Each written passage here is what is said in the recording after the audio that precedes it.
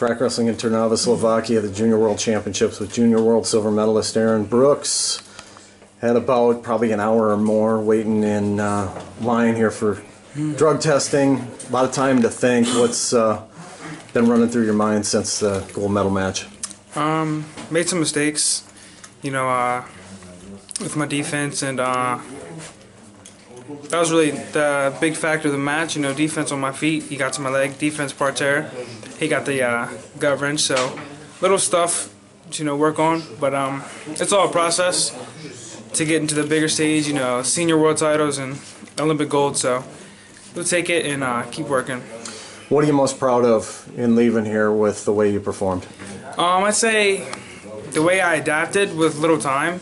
You know, we were out here for about 3 days before he wrestled. You know, we were all kind of wrestling on a different time zone. A lot of us were tired. You know, we pushed through it though, and we're still doing really good. Still did very well. So I think it's just the way we adjusted to this time around. You know, last year we had, you know, at least for me in Greece, we had a little more time to, you know, acclimate and get used to things. But this time, you know, we were thrown right into the pit, and we all retaliated really good, and I'm happy about how I did too. So, where do you feel that the most? Is it with a little pop, zip, when you're out there? It's just your body's tired, I think is what it is.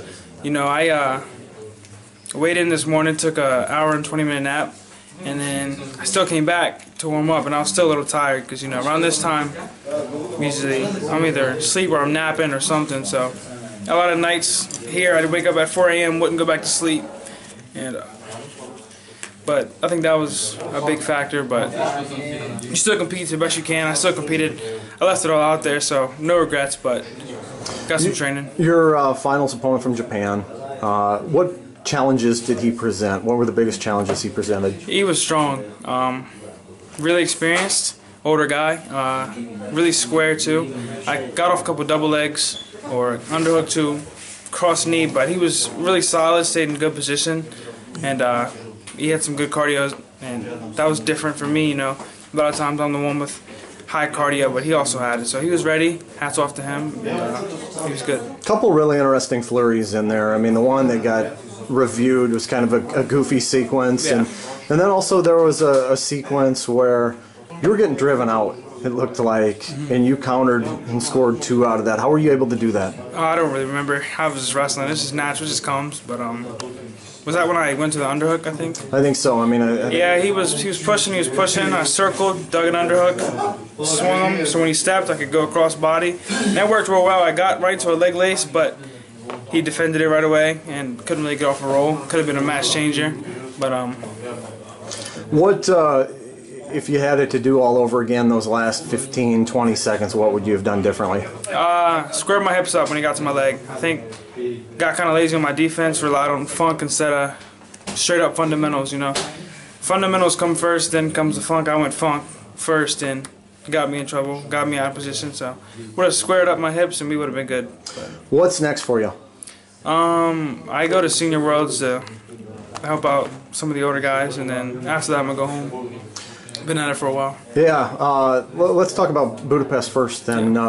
What kind of experience will that be for you to be? One, you've been around those guys a little bit. I'm sure that that's been an incredible experience for you. How about going overseas, being a world team training partner? What do you think you will get out of that, and what do you hope to provide for the guys you're working with? I just hope to be the best feel. Whatever they ask me to do, you know, I'll do it for them. We're training. They ask me to give them a certain feel, I'll give it to them.